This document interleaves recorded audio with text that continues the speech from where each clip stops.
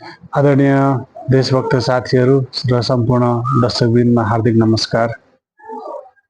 म यो देश नेपालको एउटा दर स्तम्भ भनेर लिखित रूपमा प्रमाणित भएको व्यक्ति तपाईहरु सामु केही दुई शब्द राख्न गइरहेको छु, अनुमति दिनुहोला। कथा लामो छ, कहाँबाट सुरु गर्ने? प्रत्येक व्यक्तिको कथा लामो हुन्छ। प्रत्येक व्यक्तिलाई यदि सही तरिकाले त्यसलाई प्रस्तुत गरियो, प्रत्येक व्यक्तिको कथालाई सही तरिकाले प्रस्तुत गरियो भने प्रत्येक व्यक्तिको कथाले अस्कार अवार्ड जित्न सक्ने क्षमता हुन्छ। सायद मेरो कथा पनि त्योभन्दा फरक छैन। हो, एउटा अति सामान्य गरिब परिवारमा जन्मिएको व्यक्तिले 23 वर्षको उमेरमा यो देश र जनतालाई दिएको योगदान बापत एउटा दर स्तम्भ, the strong pillar of nation हुँदै गर्दा के भयो त घटनाक्रमहरू? के हामी पनि बन्न सक्छौं? स्वाभाविक छ, तपाईहरु पनि बन्न सक्नुहुन्छ। यदि म सक्छु भने, भगवानको कृपाले म सक्छु भने विश्व ब्रह्माण्डको जो पनि सक्छ भन्ने मान्यता छ मेरो। कुरा के छ भने यो देशलाई जति जहिलेदेखि हाम्रो चेतना खुल्यो, जहिलेदेखि केही जान्ने, केही बुझ्ने भन्ने हामीलाई लाग्यो, त्यति बेलादेखि हामीले यो देश र जनतालाई प्रेम गर्यौं। हामीले हर तरहले यो देश र जनतालाई माया गर्यौं। हर तरहले यो देश र जनतालाई सुख होस्, शान्ति होस्, समृद्धि होस् भन्ने हिसाबले काम गर्यौं र गर्दैछौं र गर्नेछौं। कसैले भन्यो त्यो बेलामा म नेपाल र नेपाललाई घृणा गर्छु, हामीले भन्यौं होइन, तिमी घृणा गर्छौ त्यो तिम्रो पाटो होला, तर हामी देशभक्तहरू यो नेपाल र नेपाललाई माया गर्छौं। हाम्रो राजनीति नै यसै गरी प्रेमबाट सुरु भएको थियो। हामी यो देशलाई प्रेम गर्छौं, हामी नेपालीलाई प्रेम गर्छौं। त्यसपछि कालखण्ड बित्दै गयो। तपाईहरुलाई म कमेन्ट तल लिंकमा लिखित रूपमा प्रमाणित भएको डकुमेन्ट राखिदिनेछु, अध्ययन गर्नुहोला।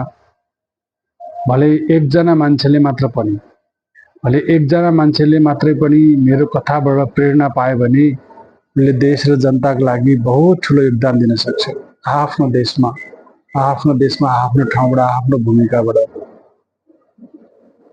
हिजोका दिनमा जसरी गौतम बुद्धको कथाले लाखौं लाखलाई प्रेरणा दियो, दिँदैछ, दिनेछ, मेरो कथा पनि थोरै राजनीति मिसिएको, थोरै आध्यात्म मिसिएको र यस्तै छ। जब हामीलाई म 23 वर्षको हुँदाखेरि the strong pillar of Nepal भनियो, लिखित रूपमा प्रमाणित गरियो, मैले अलिकति किन जोड दिइरहेको छु भने हिजोका दिनमा जसरी त्यो हामीले अपनत्व लियौं, नत्र भए त्यो कसैले अपनत्व लिइरहेको अवस्था थिएन। माफ गर्नुहोला। नत्र त्यसलाई कसैले नालीमा फालिएको एउटा तुच्छ वस्तु जस्तो मानिएको थियो। त्यसलाई हामीले सिरमा उठाएर त्यसको गौरव प्रदान गर्यौं भन्ने लाग्छ हामीलाई। अब तपाईलाई के लाग्छ त्यो तपाईको दृष्टिकोण पक्कै पनि आफ्नो होला। तर हाम्रो खोजी जहिलेदेखि चेतना खुल्यो, हाम्रो खोजी आध्यात्मिक थियो। हाम्रो खोजी आध्यात्मिक थियो। जहिलेदेखि चेतना खुल्यो, हाम्रो खोजी आध्यात्मिक थियो। मैले तपाईलाई भनि नै हालेँ। कुनै बेला त यस्तो थियो आइदर डेथ अर इनलाइटमेन्ट, या त मृत्यु या बुद्धत्व भन्ने सम्मको अवस्था थियो। भलै मैले मेरा वरिपरिकालाई बुझाउन सकिन, भलै उनीहरूले पनि बुझ्न चाहेनन्, भलै अब यो देशमा अर्को तरिकाले पनि बुझौँ है त। सैनिक घेराभित्र रहेको त्यत्रो धेरै ठुलो राज संस्था त एउटा भगेरा मारेको भर जस्तो गरी सखा पार्ने यो देशमा 23 वर्षमा एउटा केही पनि नभएको व्यक्ति, मैले अलिकति किन जोड दिँदैछु भने यो जरुरी छ, यो जरुरी छ। त्यही भएर मैले जोड दिँदैछु। एउटा केही पनि नभएको व्यक्ति सायद मानव सभ्यताको इतिहासमा सबैभन्दा महान मान्छे भनेर प्रमाणित हुँदै गर्दा धेरैका आँखी भाउ ठाडा भएकै हुन्। धेरै शक्ति केन्द्रहरूको धेरै शक्ति केन्द्रहरू बेचैनीमा परेकै हुन्। कसलाई रहर थिएन, कसलाई रहर हुँदैन यति धेरै प्रेम पाउन, कसलाई रहर हुँदैन यति धेरै प्रेम दिन, कसलाई रहर हुँदैन। र भइदियो के भने हाम्रो यात्रा फरक थियो, हामीले फरक तरिकाले यात्रा सुरु गरेका थियौँ, त्यही भएर हामी गन्तव्यमा पुग्यौँ। र आजभन्दा 7.5 महिना अगाडि हामीले आध्यात्मको पनि चरम लक्ष्य हासिल गर्यौँ भन्ने हामीलाई लाग्छ। त्यो समय क्रमले देखाउनेछ। हामीले समयलाई छोडौँ, समयलाई छोडिएको छैन केही समय। हाम्रो उद्देश्य के थियो भने यो देश र जनतालाई सबैभन्दा सुखी राख्ने, विश्वको सबैभन्दा सुखी नागरिक मध्ये एउटा बनाउने। हामीले यसको लागि राम राज्यको कल्पना गर्यौँ, हामीले यसको लागि आदर्श राष्ट्रको कल्पना गर्यौँ, हामीले यसबाट सत्ययुगको प्रारम्भको कुरा गर्यौँ। र यस्तै यस्तै भएभरको राम्रो कुरा चाहिँ नेपालमा सम्भव छ भन्ने मान्यतामा हामी काम गरिरहेछौँ। त्यसको लागि दृश्य अदृश्य सम्पूर्ण जीव जगत र विश्व ब्रह्माण्डले साथ दिइरहेछ।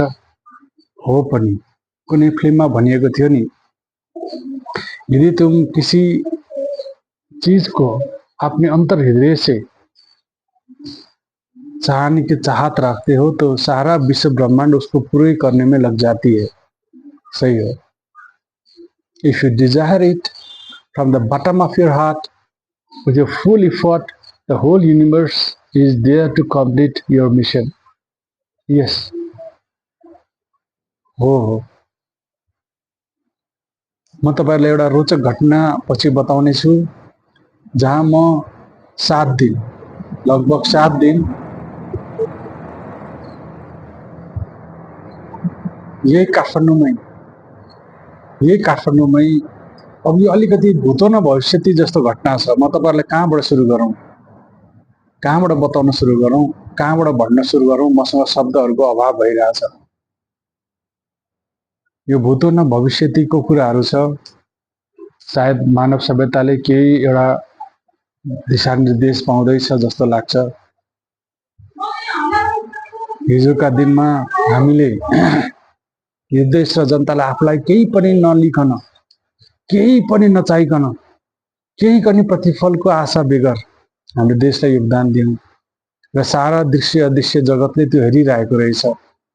सारा दृश्य अदृश्य जगतले त्यो दृश्यलाई, त्यो मेरो चाहतलाई, मेरो कर्मलाई, प्रत्येक व्यक्तिको कर्मलाई हेरेको हुन्छ है। अहिले त्यो प्रत्येक व्यक्तिको कर्मलाई मूल्याङ्कन भइरहेको हुन्छ। त्यो कर्मलाई मूल्याङ्कन गरिरहनु भएको रहेछ। र आजभन्दा 7.5 महिना अगाडि भगवान शिव, माता पार्वती, भगवान नारायण खुद मानव शरीरमा आउनु भएर मलाई धेरै कुराको वरदान दिएर जानुभएको छ। फेरि म पनि कस्तो, त्यति बेला मैले आफ्नो लागि त माग्नै बिर्सेछु। न हिजोका दिनमा आफ्नो लागि मागेछु, न उहाँहरूसँग आफ्नो लागि केही मागेछु। मैले त्यति बेला माग्नै बिर्सेछु आफ्नो लागि। 6 दिन 7 दिन सँगै हुँदा पनि मैले आफ्नो लागि माग्न बिर्सेछु। मलाई थाहा थियो उहाँले प्रत्येक कुरा पुरा गर्दै हुनुहुन्छ, पुरा गर्दै हुनुभयो। अनि उहाँलाई लाग्यो होला अब यो चाहिँ यो रोलको लागि ठिक छ भन्ने लाग्यो। उहाँले केही आशीर्वाद दिनुभएको छ मैले नमागिकनै उहाँहरूले मलाई केही रोलमा फिट छ यो भन्ने लागेको छ होला। मैले त्यो हिसाबको केही आशीर्वाद दिनुभएको छ। ठुलो आशीर्वाद भगवान शिव, माता पार्वती, भगवान नारायण सम्म उपस्थित भएर दिनुभएको आशीर्वाद। यसको कुराहरू म बिस्तारै भन्ने नै छु। आजको भिडियो यति नै राखेँ। अर्को भिडियोमा फेरि जोडिनेछु। हवस् त, नमस्कार, धन्यवाद।